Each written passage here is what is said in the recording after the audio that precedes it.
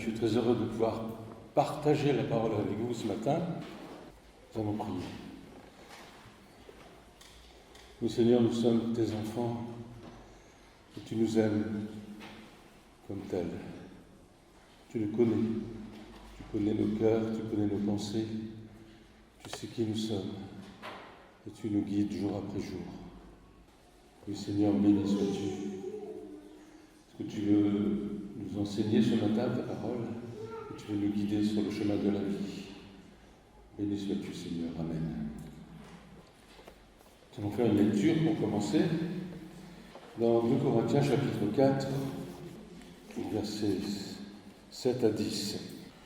Mais nous avons ce trésor dans des vases de terre, afin que cette grande puissance soit attribuée à Dieu et non pas à nous, qui sommes pressés de toutes les manières, mais non réduits à l'extrémité, en perplexité, mais non désespérés, persécutés, mais non abandonnés, abattus, mais non perdus, portant toujours dans notre corps la mort de Jésus, afin que la vie de Jésus soit aussi manifestée dans notre corps.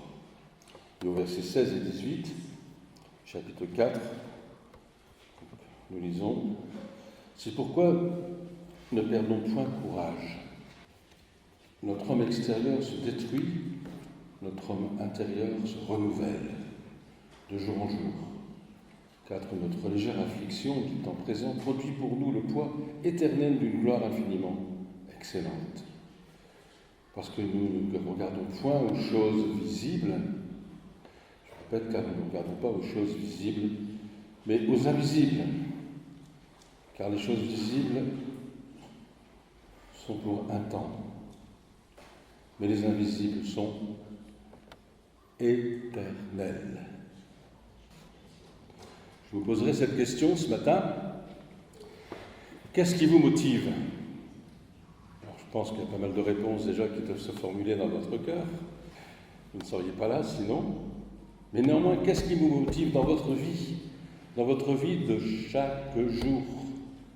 Qu'est-ce qui vous motive? Est-ce que c'est les choses visibles? Ou est-ce que c'est des choses invisibles? Parce que des choses qu'on voit tous les jours, à chaque instant, dans notre vie, il y a des choses qui sont invisibles. Et nous allons voir comment Dieu agit en nous et agit autour de nous d'une façon invisible.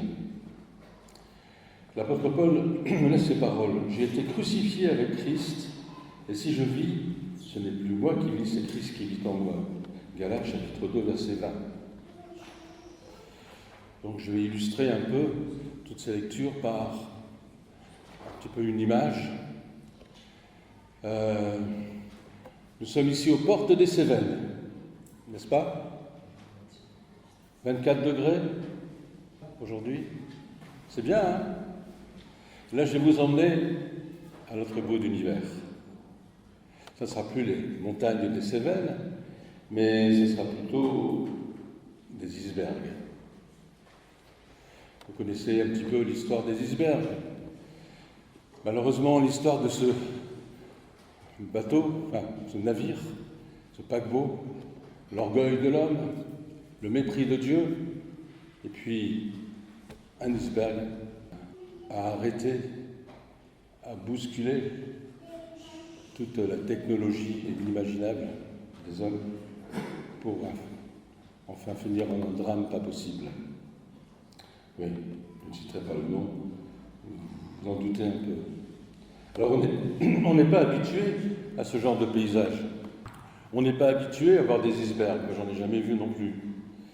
Mais bon, je vais avec vous un petit peu approfondir un petit peu l'histoire et comment fonctionnent les icebergs. D'innombrables icebergs flottent sur les eaux glaciales du Groenland. Alors, le Groenland, c'est au-delà du Danemark, dans cette zone là-bas de Laponie. J'ai connu un ami, un pasteur Johnny Nor Larsen, qui a traduit la Bible en lapon. Et il nous racontait souvent des anecdotes sur ces pays vraiment difficiles, inhospitaliers. Donc je disais, d'innombrables icebergs flottent sur les eaux glaciales du Groenland. Certains d'entre eux sont tout petits. D'autres se dressent d'une façon et d'une manière imposante. Et c'est clair, c'est ce genre d'iceberg qui a cassé le Titanic, c'est évident. Et donc nous voyons à travers cela que les plus petits se déplacent dans une direction, dans une certaine direction. Et nous voyons pourquoi les petits se déplacent dans une certaine direction, tandis que les gros, gigantesques, se déplacent dans l'autre sens, complètement à l'opposé. Les grands et immenses icebergs se déplacent dans une autre direction. Pourquoi? Bien pourquoi? Les petits sont soumis au vent de surface, mais les grosses masses de glace se déploient et se déplacent au gré des courants océaniques profonds, ce qui est invisible. Nos vies aussi sont soumises à deux forces opposées. Les vents représentent ce qui peut changer, ce qui est imprévisible ou affligeant parfois. Mais en même temps, ces bourrasques, il y a une autre force puissante que tout ce qui peut se passer en surface. C'est le surmouvement du dessein de Dieu qui entraîne au profond son courant d'amour et de paix. Cet amour invariable, cet amour éternel. Et c'est dans ce courant invisible que nous devons faire reposer la destinée de nos âmes.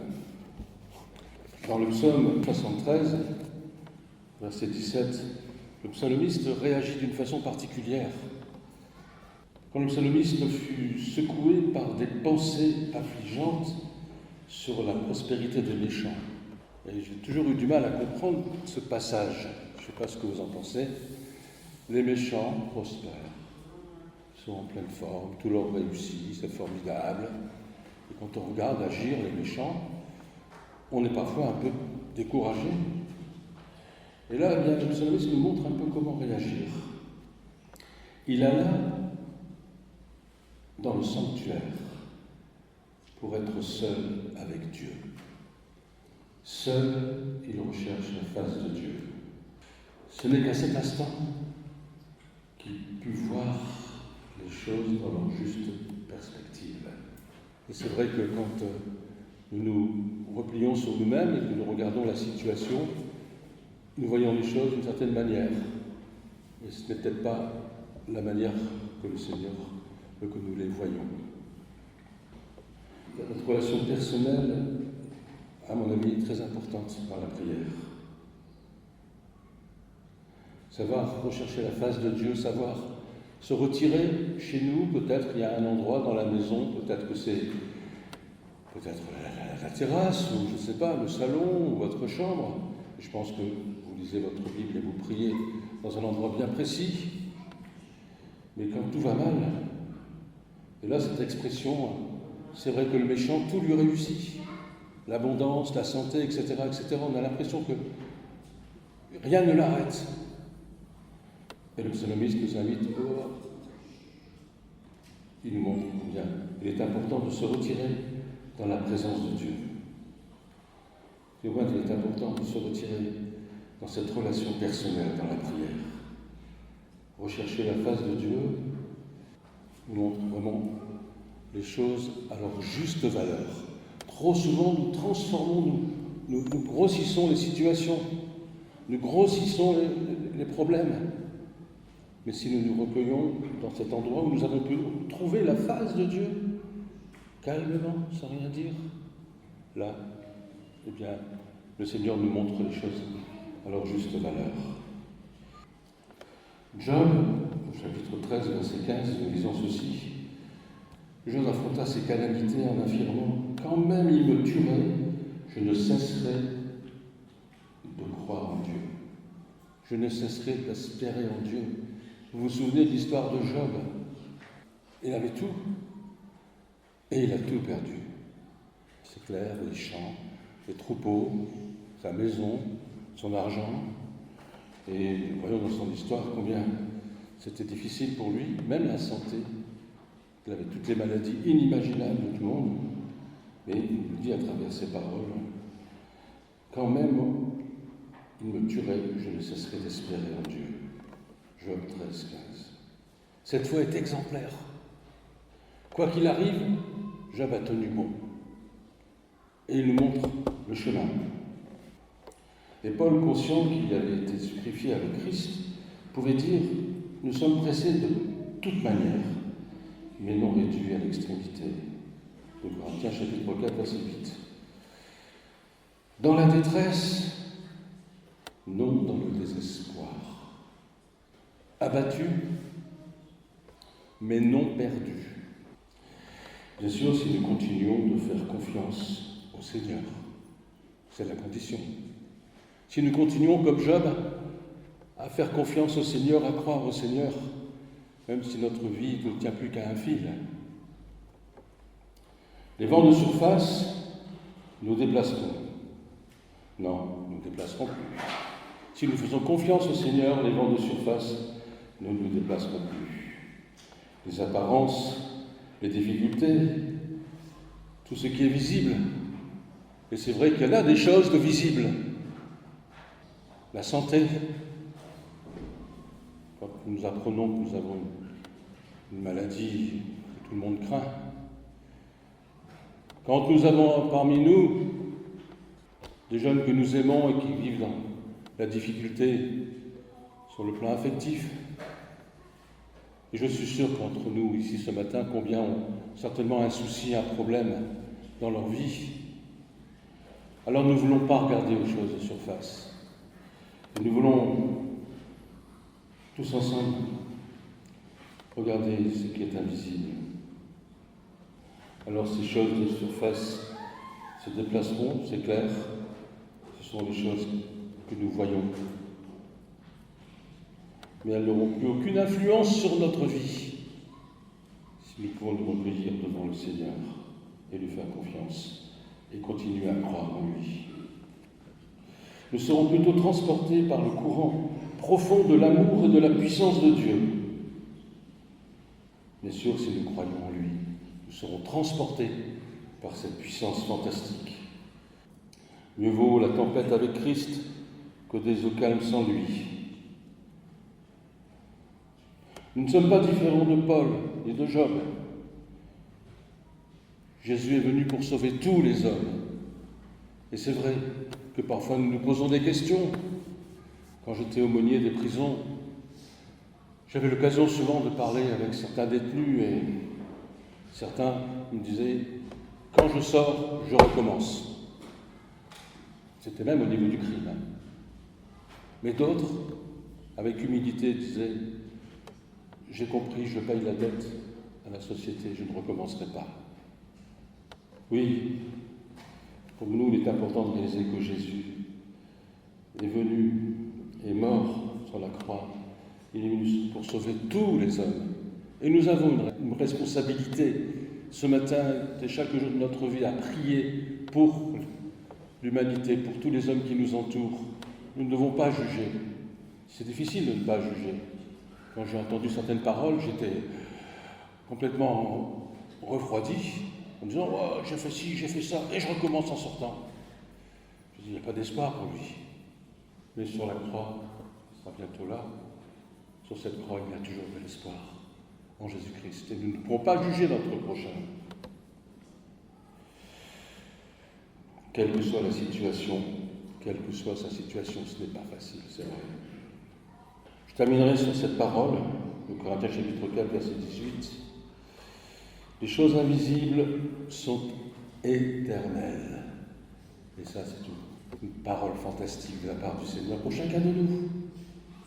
Les choses invisibles sont éternelles. L'amour, la paix, la joie, le pardon, la présence du Seigneur dans nos vies, sa grâce, sa bénédiction sur chacun de vous ce matin.